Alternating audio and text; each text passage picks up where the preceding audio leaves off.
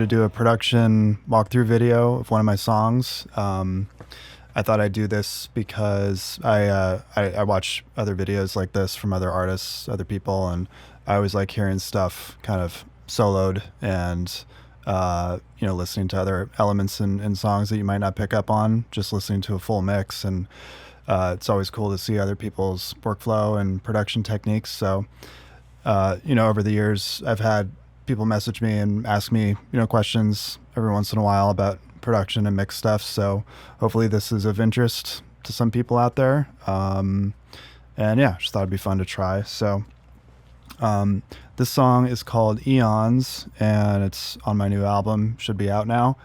And yeah, I'm just going to go through the Pro Tools session. You can see it here. And I'm also going to talk about, at the end, the analog chain that I use for mixing. I use it for tracking too, but I'll grab some footage and talk through the compressors and EQs that I use, and guitar pedals and stuff like that. But yeah, this is my Pro Tools session. This song has some vocals. So I got vocals on top. This section with the pink and orange, this is like... this is a synth or two, and then a piano track, and then most of the rest of this is guitars. So starting with this, this stuff up here, this is all guitars. I'll kind of talk through each little guitar group. And then down here, this purple section is bass, just one bass track, not too much to talk about there. Then a bunch of drum stuff, which I'll talk about at the end. The drummer on this track, by the way, Matt Walker, super fortunate to collaborate with him on this album. He's you can look him up. He's been in some really big bands, and I've been very fortunate to collaborate with him. I was in a band with him years ago, and I've played guitar on some of his albums, and he's just an incredible musician. So yeah, again, no plan, but I'll just kind of go through this and talk about what pops out as interesting and what I remember. So starting with the vocals, I did, it looks like 8 vocal tracks here, and I was recording to a MIDI guide track. So this whole chorus section is kind of like a long melodic line. There's no harmonies. I mean, there's chords underneath, but there's no harmonies to the line. It's just one line. The vocals are doing the same thing as the guitar, and then there's also actually a little string section here. They're all doing the same thing, in different octaves. By the way, this is a microtonal track. It's in a microtonal tuning system. It's in 27 equal divisions of the octave, which I can't naturally really sing, accurately. So I used a MIDI guide track to really kind of like nail each pitch and make sure it was accurate. So yeah, it looks like this part of the line was like maybe easy enough, but then I definitely, like in these little sections, I had to kind of do a take and nail each individual pitch and really get the intonation right. So I'll play a little section here. So this is the chorus.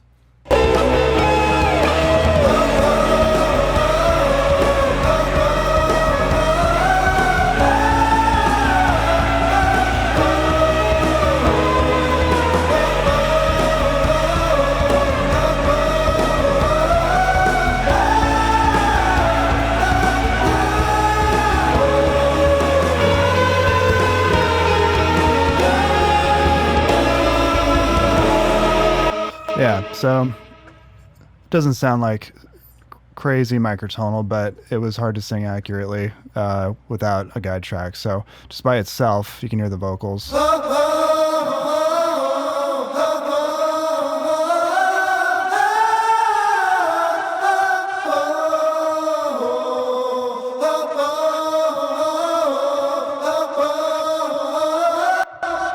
Yeah, so you can hear there's a lot of distortion and delay and saturation on that. So just quickly, this is kind of what I did. A little bit of drive. I use a lot of Soundtoys plugins, by the way. So Soundtoys is not sponsoring this video, but I'm going to be talking about these plugins quite a bit, I think. Yeah, so Decapitator is just saturation. I've got the blend knob on, so it's kind of half and half. Crystallizer, which is like a really cool modulation plugin delay thing. It's kind of unique. You can see I've pitched up some of this, like, 9 or 10 cents, and that gives it kind of a chorusing feel. And then just some delay and a little EQ. Looks like I'm adding some top end. So nothing crazy, but I also remember on this vocal, I have this pitch thing. So basically I added another octave on top of the vocals just artificially, just so it blended a little bit better. And so it might sound like some of the voices are singing in the same octave as the guitar, but it's just this pitch thing. I'll boost up the volume so you can really hear it. Sorry, I got to solo safe it. By the way, sorry, Pro Tools is doing a lot here, so it's a little bit slow.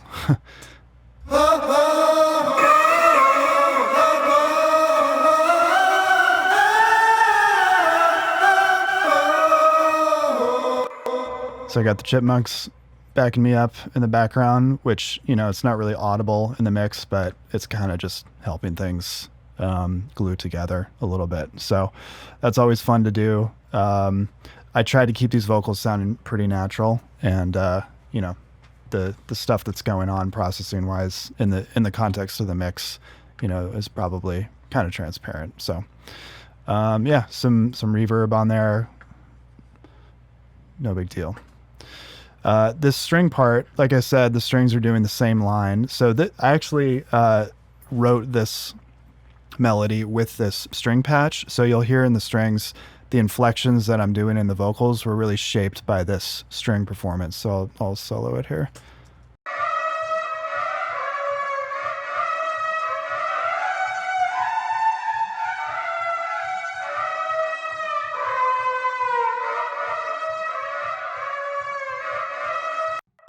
Yeah, so sort of like the vowel sounds that I chose for that vocal line were really informed by this string, the way, the strings, by the way things are bending, and just you can almost hear the vowels sort of being dictated by this patch. I mean, at least I do. But yeah, so that's, if you mute it, here's without it.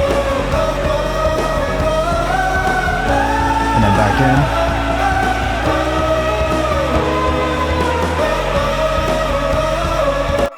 So I'm just kind of filling out the sounds, and yeah, I mean, again, that was kind of the origin of that melody, so it made sense to leave it in there.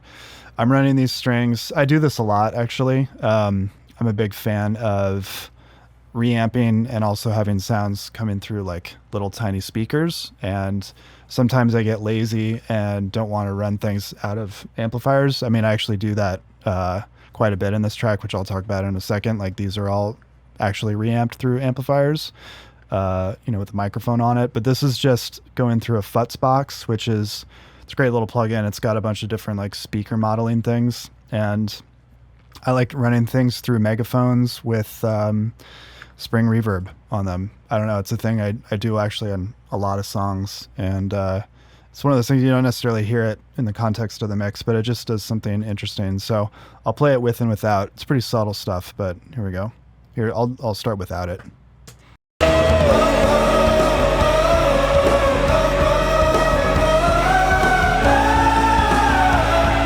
And here's with.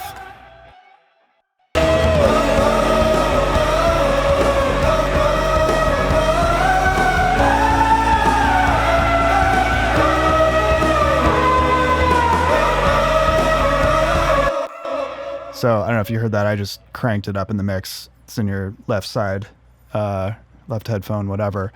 And yeah, it's just a textural thing, but something that it just really like cuts and bites through the mid-range, but it also puts the sound in a certain space for me.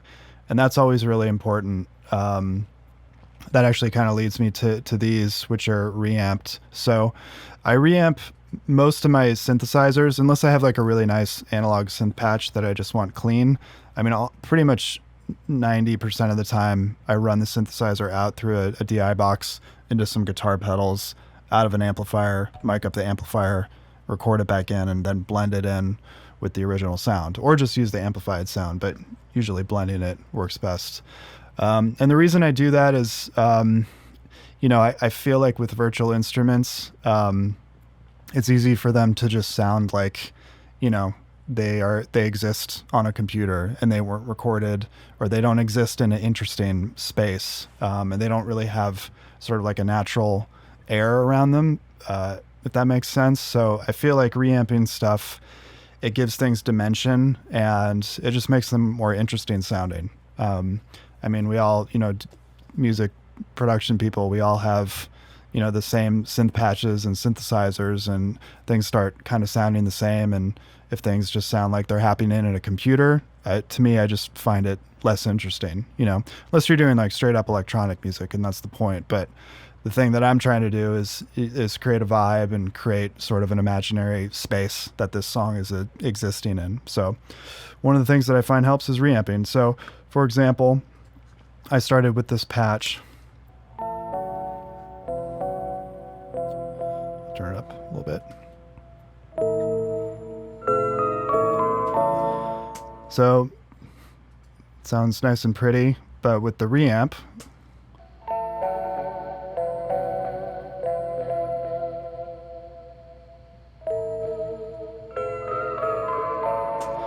yeah, so you can hear the hiss of the amp, you can hear noise, you can hear the pedals kind of doing weird stuff. So here's the reamps by himself.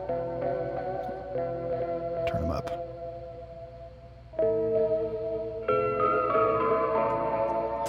Yeah, it's just got a grit and a vibe to it that I just feel helps give it dimension. Again, in the context of the mix, it's maybe, you're not hearing that stuff, but all these little things add up, I feel like. So, yeah, that's a really fun thing to do. And sort of on that note, this is a patch. It's a Native Instruments patch. I've been using the same sound for 10 years, like on all my albums. And I do that, I mean, first of all, because I like it, but I like to reuse synth patches and sounds because it's sort of like part of the world building that I'm trying to do. It's like a musical universe. Every artist is creating their own musical universe. And I think it's cool to have stuff that ties over, from album to album and song to song where it's familiar. It's like, oh yeah, that's this artist, And again, even more of a reason to reamp. Like, this was a, kind of a stock preset. I mean, I might have tweaked it a little bit, but it's like, this is a sound that pretty much anybody who owns Contact has access to. So doing little things to try to make it your own. And, I think that stuff is important to do. And it's just more fun. You get a more interesting vibe, I think. Yeah, so they're not too much synths or pianos. This is a guitar song. So I'll start talking about the guitars. The verse guitars are pretty straight up.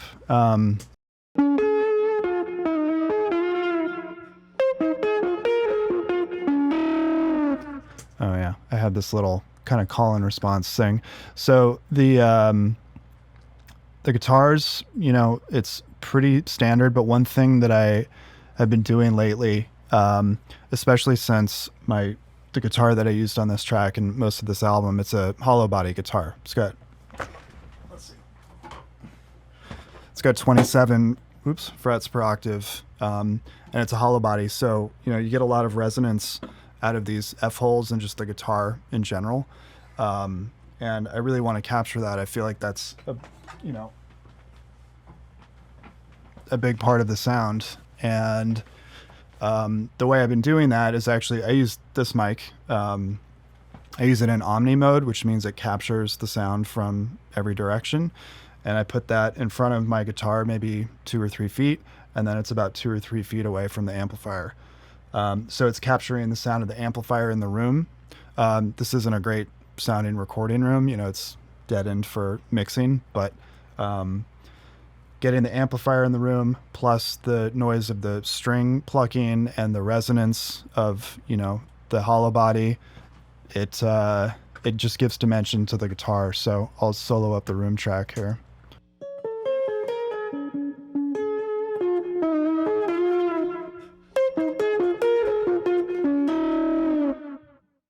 And then here's the amp by itself.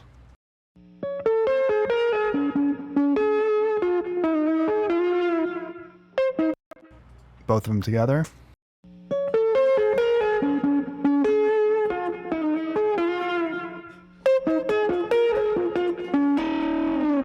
So that's important to me when recording guitars, is just, you know, capturing the room and the sound of the guitar itself.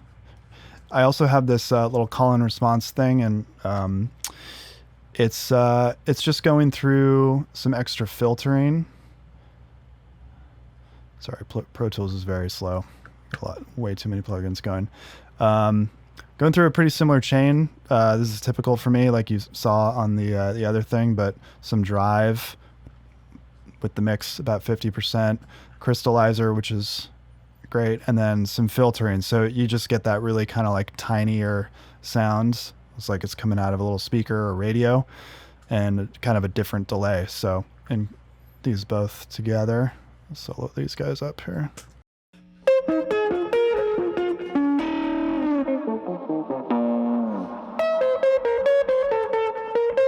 It happens here again.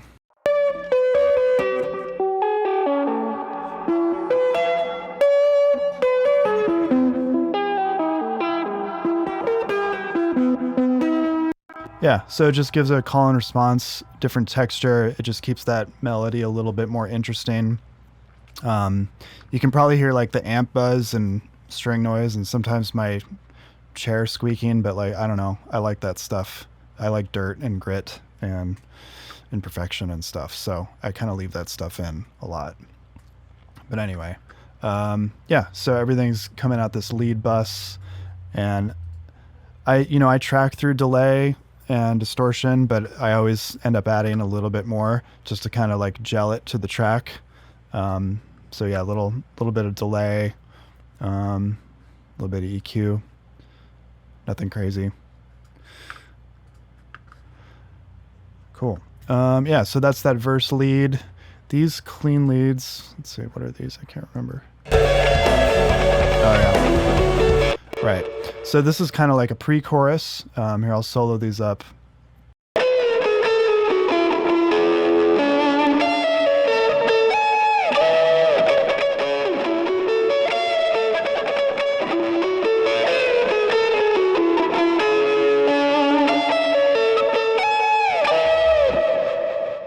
No, this one. This is what I was thinking of. This is like a really long, just straight like eighth notes, or actually dotted eighth notes, I guess. I didn't want to memorize this part. It's just too many notes.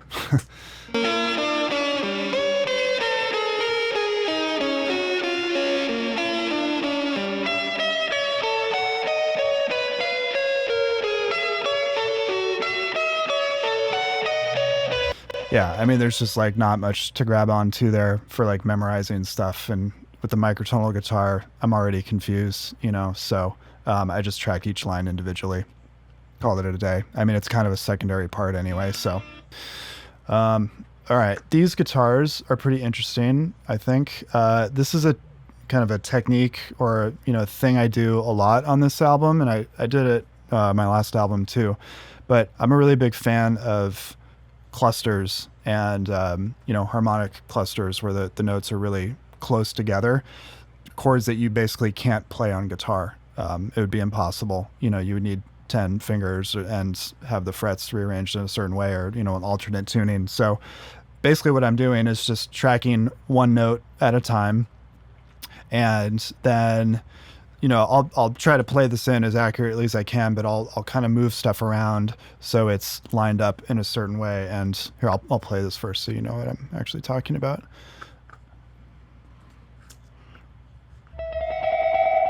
I'll turn this up. But you get these kind of like harp textures and these very close voicings.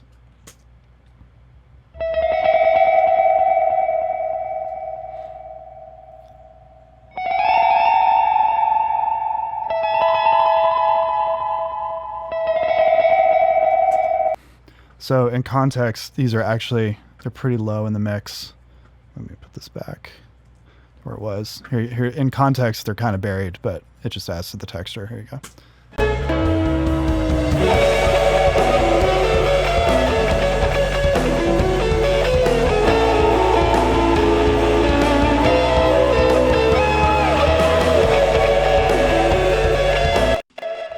Yeah, so this kind of thing I usually have much more obvious. In this case, it just made sense to have it as like a texture. Here, I'll play it with it like turned up.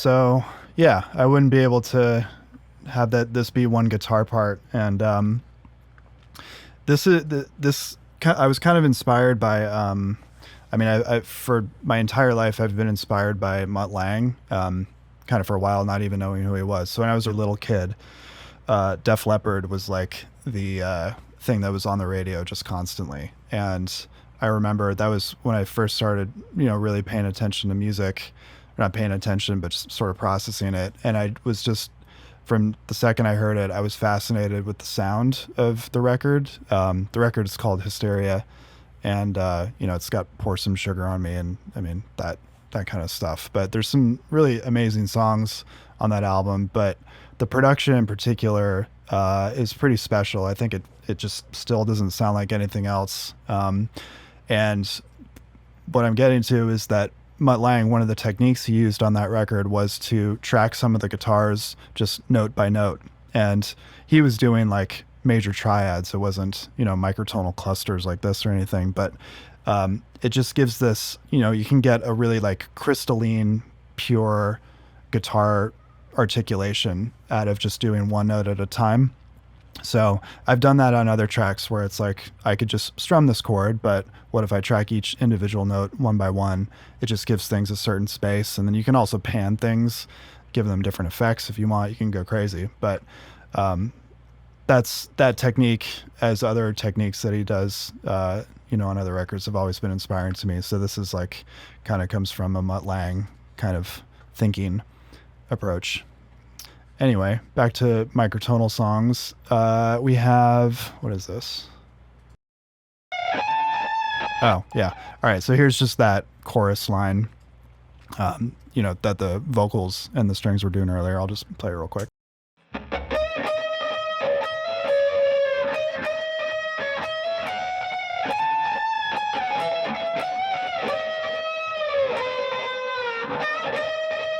Yeah, and again, always have this room mic.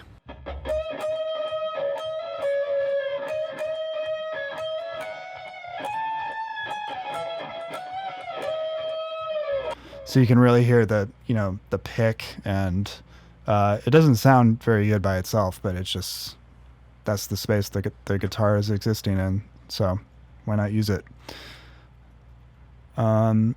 Yeah, so that's pretty straight up, just the chorus line. I got a bunch of effects on it, which I guess I'll quickly dive into. I think these are just delays. Oh, I have a double where I've delayed it by about 15 or 20 milliseconds and panned hard right and hard left. That's a pretty common technique. I did that just because things were feeling a little bit too in your face. There's so much going on in the high mid range, plus Matt just like relentlessly pounding on crash and ride cymbals. There's just so much in the high mid range. I needed to spread the guitar so it wasn't so like piercing. So if I mute this, oh, whoops, wrong one. So that's the original guitar lead, and then I have the double slightly delayed.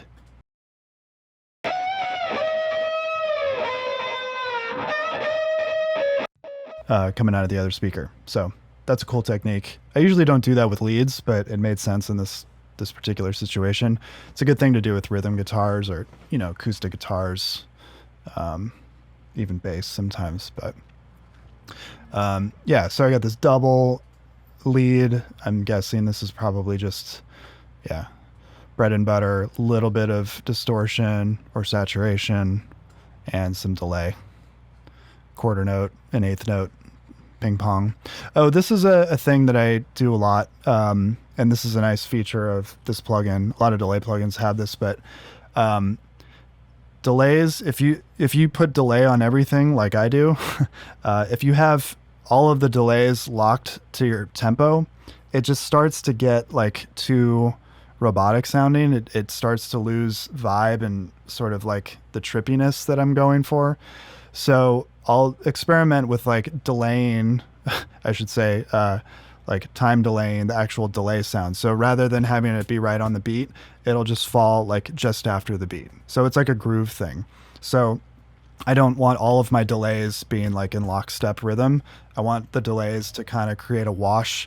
I don't want them to be like necessarily out of time, although putting delays completely random and out of time, that's great. And I do that too. But when you want a delay to be locked, but not too locked, this is a great thing to do. Just have it, a little bit slower than it needs to be. And sometimes this is a thing that's just best dialed in by ear.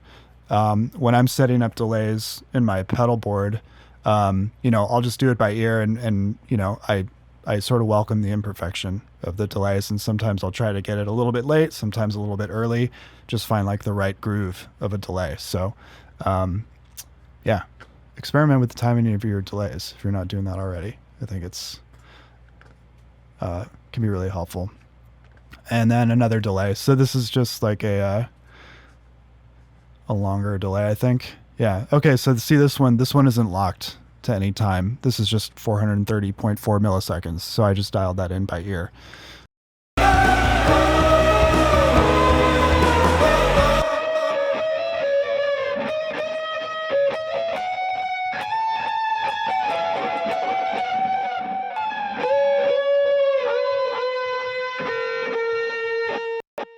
I just heard a click. I didn't crossfade my comp there. Oh well. Yeah, so I don't know if you heard that, but that delay is definitely like not in time with the song.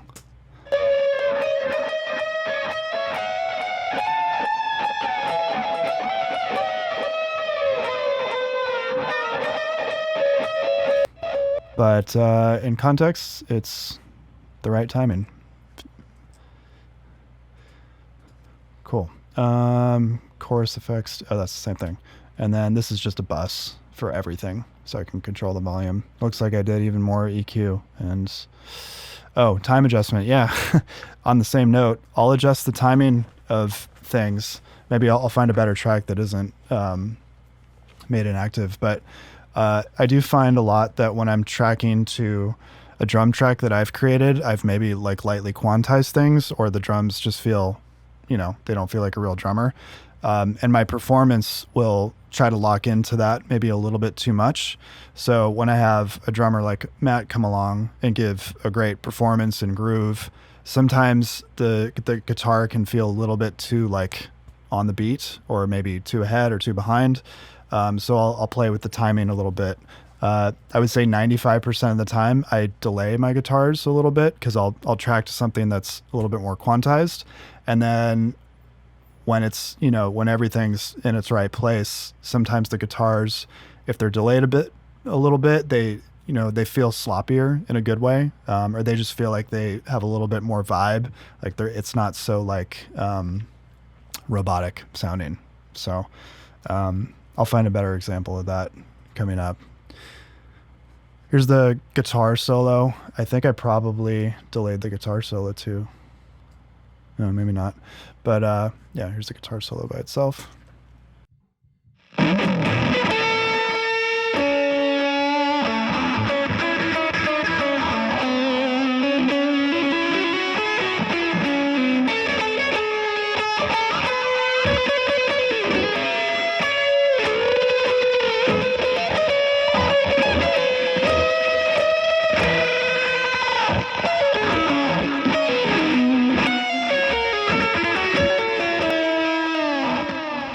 Yeah, so I put this filter freak on there. This is just, it's really subtle, but just adds a nice little mid-range bump to get it to sort of poke out more, but in a not harsh way. I find these sound a little bit better than just like EQing some mid-range in. You get this modulation feature, so the filter's kind of moving around based on the input, and it sounds a little bit better sometimes, a little bit more organic and fluid and has motion when you use like a filter rather than just dialing in some high mids to have the guitar cut through. So I'll play with and without.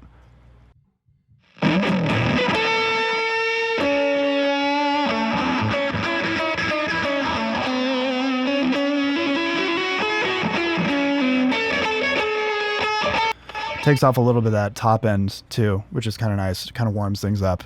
And I have this mix dialed, pretty far back, so this is all subtle stuff. All right, I'll pick up the pace here. if you're still with me. um, we got these slide guitars. These are kind of fun. Oh, that's not a slide. I think I just used that because it was an available track. Let's see, there we go.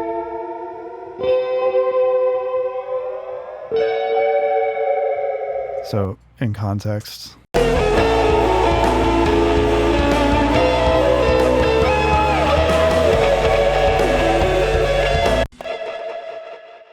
Love slide guitar. Yeah, it's just kind of a slide guitar chorus, just providing some harmonic background for that little pre-chorus part.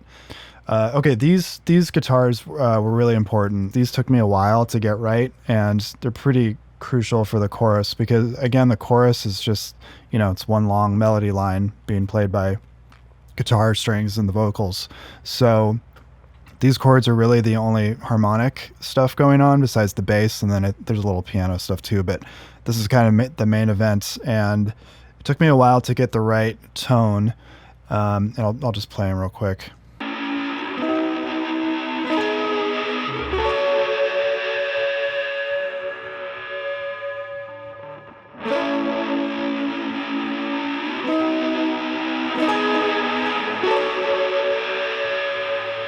Okay, so this tone is, maybe I'll cut to some footage of this Keymaster pedal that I have, but it allows me to blend between two different pedal chains.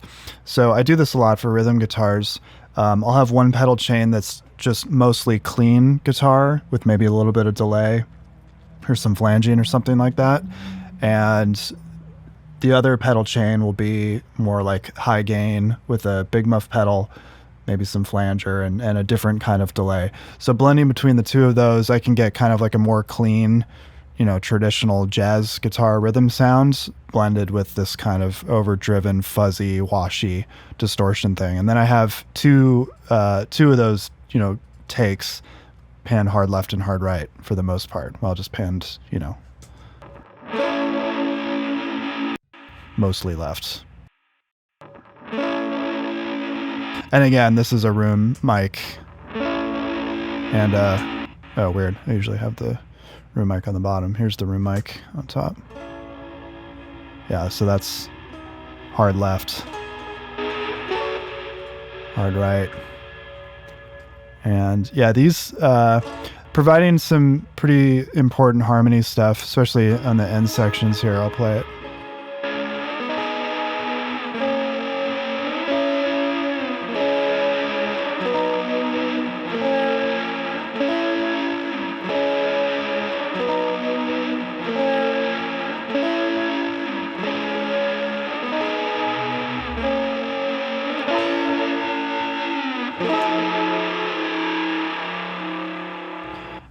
Yeah, so that end section in context.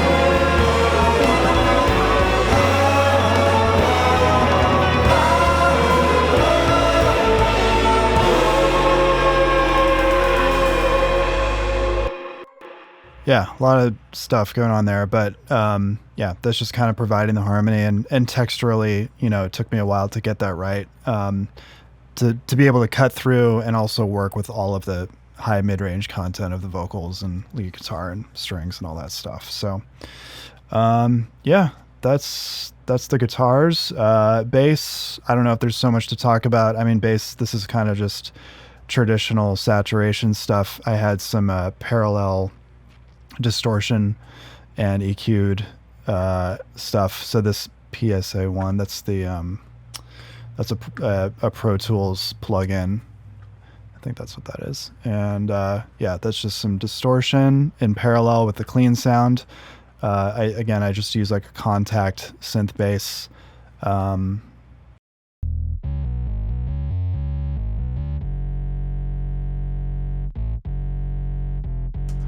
Yeah, just kind of a regular bass sound, synth bass sound. Just didn't want it to get in the way of you know, the other things that I think are more interesting. I mean, the bass line's kind of busy and interesting counterpoint to stuff, but sonically I didn't feel like it needed to be that distinctive. I just kind of wanted it to be there. All right, drums. This is a whole ball of wax. I'm not going to go through every single thing here. I mean, if you're still with me, I'll talk about some drum stuff, solo some things, and then I'll just jump over to the hardware chain real quick at the end. So yeah, kick in, kick out. I do have some samples here. Let's see what the samples are doing.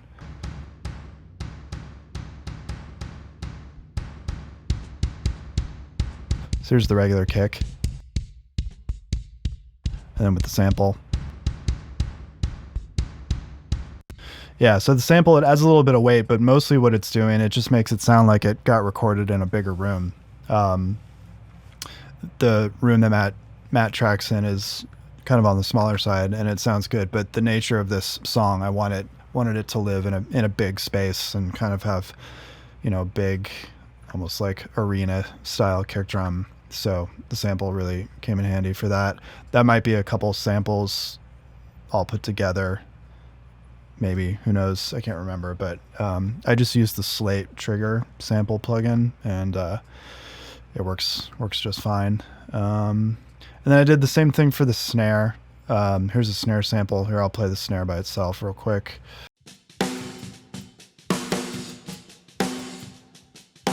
So that's the snare, you know, with a lot of processing, but then there's a sample underneath, which sounds like this. Yeah. So kind of the same thinking again, that just makes it sound like it's in a bigger room.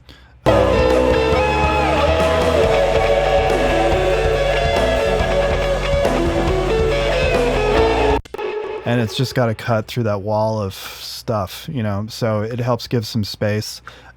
This is a common thing that I'm doing lately. I love the sound of DBX 160s. I actually have some hardware 165s, which are just like crappier versions of this hardware unit. But I love them on snare and sometimes kick, but I always have a hard time dialing it in so it sounds transparent, but it also has the snap. Like, I don't really like the sound of compression when you can really, really hear it. So I put this on the sample and then just did a little bit of dialing back the mix here. So you get some of the smack of that, the DBX 160, but it's not really obvious. So I'll play the, it's with, that's the sample without.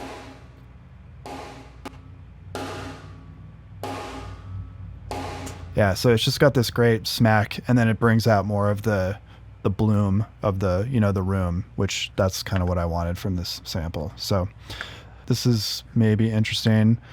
Transient designer, yeah, I did. Okay, so I actually dialed the attack of the sample back because I wanted the actual crack of the snare to come from the real snare drum. I just wanted the bloom of the room to open up. So I dialed back the attack and then turned up the sustain a little bit. So subtle stuff, but I'll do with and without. So here's with it on. And then without.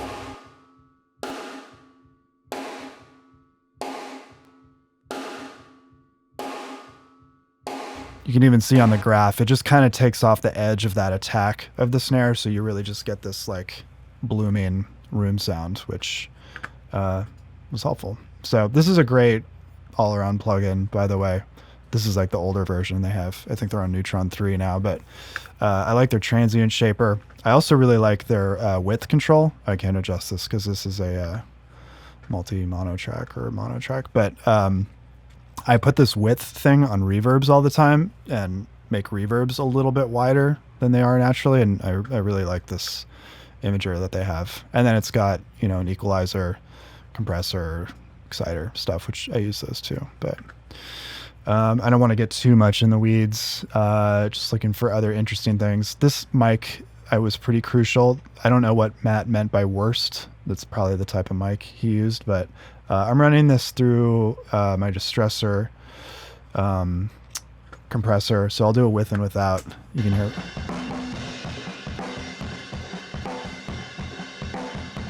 Super noisy and aggressive. Here, I'll bypass it.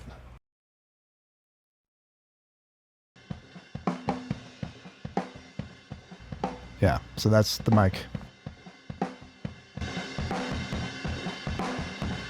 And then with the distressor, just destroying that mic. It's a common thing to do on drums, as you may or may not know. But oh yeah, I did a similar thing.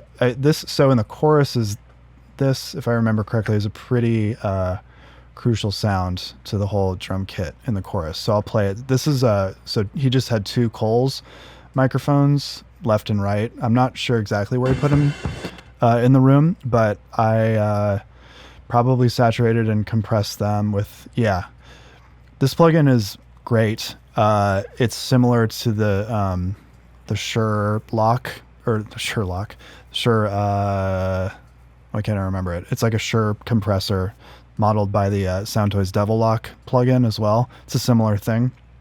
Just compression and saturation kind of in extreme forms, but you can dial the mix back and like also filter it. So this is kind of just making the kick and the snare room sound really stick out of the mix, and I cut all these highs just to get all the cymbals out of there. So here's that, those two mics by itself. I printed it here. So here we go.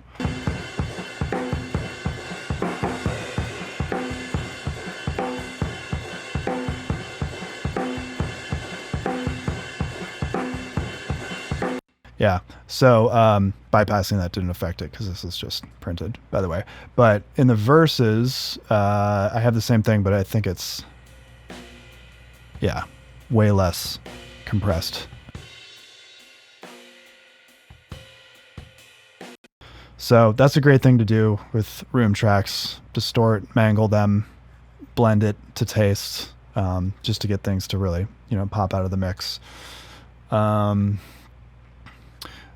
This is another it's kind of achieving a similar thing, but so this is a room mic that he had.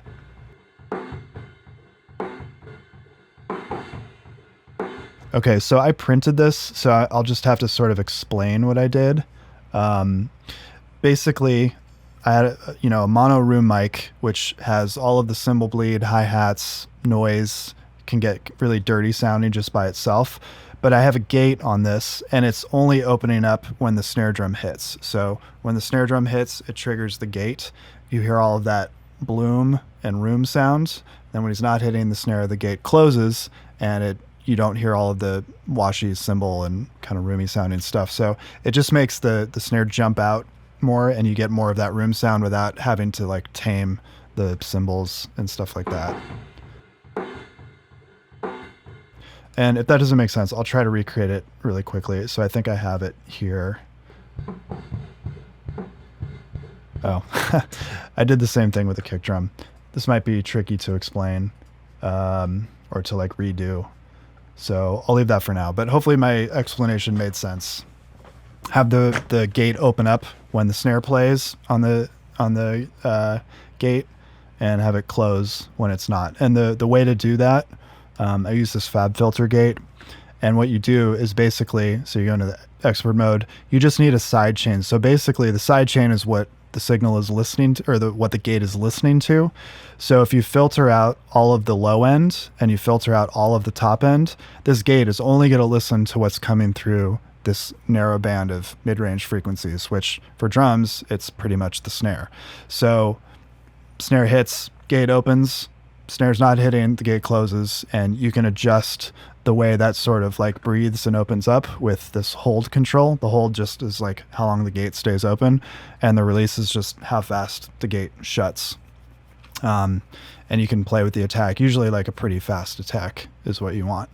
But that's a fun trick to get your snare drum roomy sounding, but not totally like blown out and noisy because of all the other stuff going on in the room. So I actually did that with the kick and snare. I'll play these together.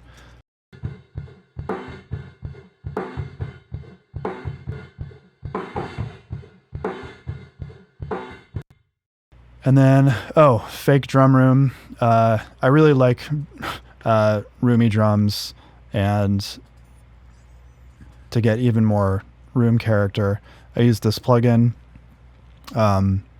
It's room simulator, and I compress it a lot with this talkback limiter.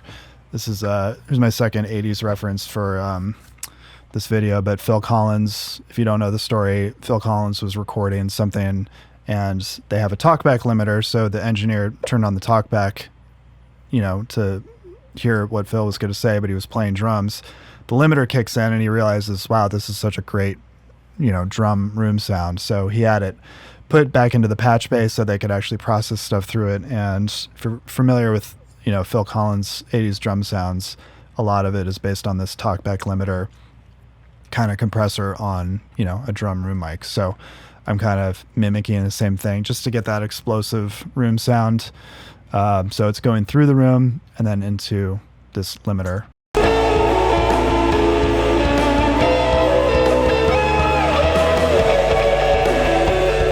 Yeah, so it just helps bring out the room, even in the verses. Oops, sorry.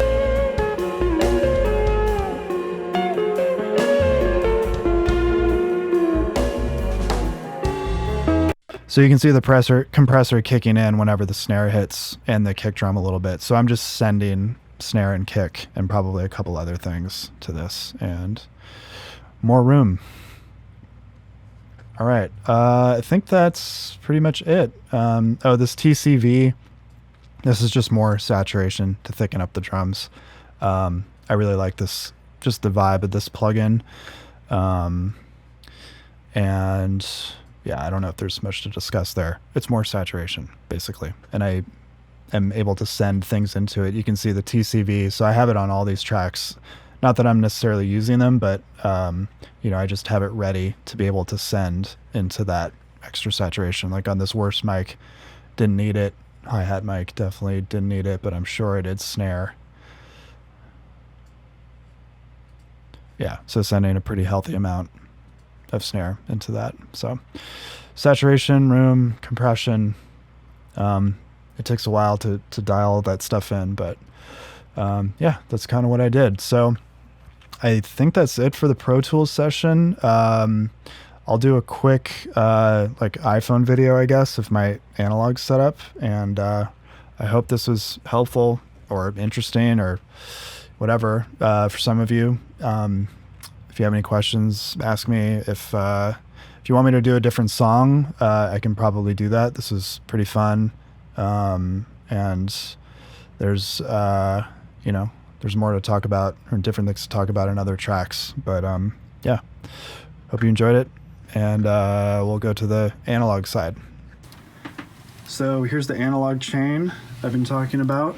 You know, these days you can get similar sounds just in the box, you know, in Pro Tools, but I've been building this rig for a long time now, maybe almost 10 years, and it's sort of become like an instrument to me that you know, I mix through and I track through, and it's part of my sound, and I like it, and it helps me work faster. So typically what I do is I'll get a basic balance in Pro Tools for the, you know, each instrument group, and then I'll set these up and then mix into them. So once I have everything kind of like ballparked, I'll start mixing, adding plugins, changing values, and then, you know, I'll tweak these things along the way. So I'll just go through each bus and I'll just kind of talk through each chain. So I'm going to start with D-Box 1 and 2.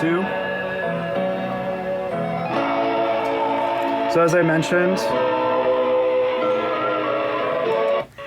any like extra guitars or rhythm guitars, synths, I usually run through this.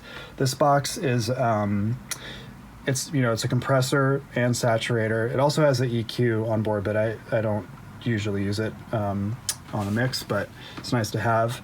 But this has some really crazy compression you can dial in with this behavior knob and this harmonics control, and then blend it back to taste. So in this case, I'm just kind of doing some gentle compression, adding a little bit of saturation, and then blending about halfway. That's a pretty standard setup for me for this box. So, and then I'm not running it into any other EQ.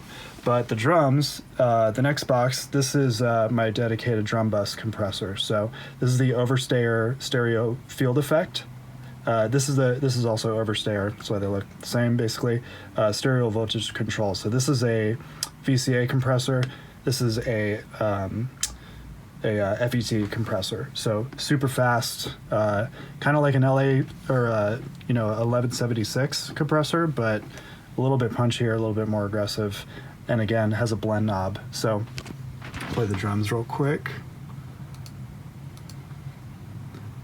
Oops, come on. There we go. So I'm compressing pretty heavily, blending in the dry signal. And then these drums are also going through this Elysia EQ. So by the way, this is my EQ section. This is compressors. So this Elysia EQ, I always use it on drums. It's got a really nice top end, nice punchy low end, great high pass filter, for getting kick drums nice and punchy. And yeah, it's the drum bus, and then bus 5 and 6 here is bass.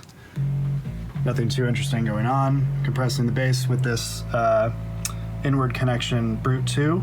And again, this has a blend control, and it also has it's got a blend control, and you can select these funny names. It's crazy, scary, psycho. So it's just, compression ratios. So it's nice to get a little bit of saturation, and then again, blend in the dry signal. So that's bass. This is the API 2500. I'm using this on the mix bus. So everything eventually is going through this, and I'm using it in mid-side mode.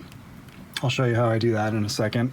But yeah, this is a great VCA compressor that I use for drums sometimes guitars, but more often than not the mix bus. And then I got some distressors up here, just the kick drum. It's going through that, and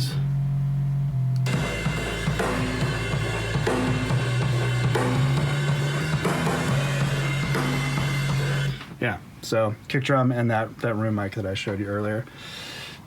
Moving on, we have this Buzz SOC, this SOC20. This is a really fast opto compressor, and I love it on lead guitar stuff or rhythm guitar stuff. And then I also use it on mix bus sometimes. So I kind of alternate between this and that on the mix bus. I just sort of choose what the right vibe is. This one sounds a little bit bigger and a little bit more like, I don't know. Yeah, just bigger and has a little bit more dimension. This one is like punchier and just has a nice grab to it. But lead guitars are going through this. And then over here on the EQ section, these two Pultecs, I track through these a lot. But for this mix, I'm running the kick drum through this. And I think I'm running one of the guitars through this. I can't really remember. Bass is going through, again, that opto compressor, and then into these Neve EQs, just adding a little bit of low end and some kind of mid-range, just so you can hear the note a little bit better. Drums, again, so the drums go SFE into that, and then everything goes through this first. And I mentioned I'm using the API in mid-side mode, so this has an insert where you can plug any box you want into this, or into its insert, which is in my patch bay right here, and you can make it operate in mid-side mode. So what that means is this compressor, rather than working on the left side and the right side, this will now just compress any material that's mono, just panned up, straight up and down, and this side will compress anything that's stereo on the left and right. And it just gives this compressor a really interesting vibe, and you can't really do that with the box by itself without using this MS insert. So this is a really cool little feature of this box, and this is just an EQ for the top end. So it boosts high frequencies only, and you can do it in just like, the API. This is for the mid section, and this is for the high section, or the stereo section. So you can kind of dial in different EQs for the mid and stereo, which is cool. And then I have a Bax EQ. I use this for like mastering stuff, but so I mix into this, and then before I send it to mastering, I take it off, because the mastering engineer I use, Dan Eaton, has much nicer gear and monitoring than I do. So That's because he's a mastering engineer. I'm more of a mix engineer. But every once in a while, I do some mastering, and this box comes in really handy. And this just helps me get an idea of what things will sound like when they're mastered. So everything, so those 4 buses in Pro Tools, they come out of these 8 channels into the compressors and EQs. They do their thing, and they all come out of a summing output right here, and then the summing output goes into the clariphonic. Clariphonic is inserted with the API, and then it goes into the backs, and then from backs back into Pro Tools, and I record it as an audio file. So it seems kind of complicated, but I don't know, it's not that bad, and it's been worth it to me. So maybe someday I'll sell this gear, but for now I love having it. And yeah, so I hope that was fun. Thanks a lot for watching.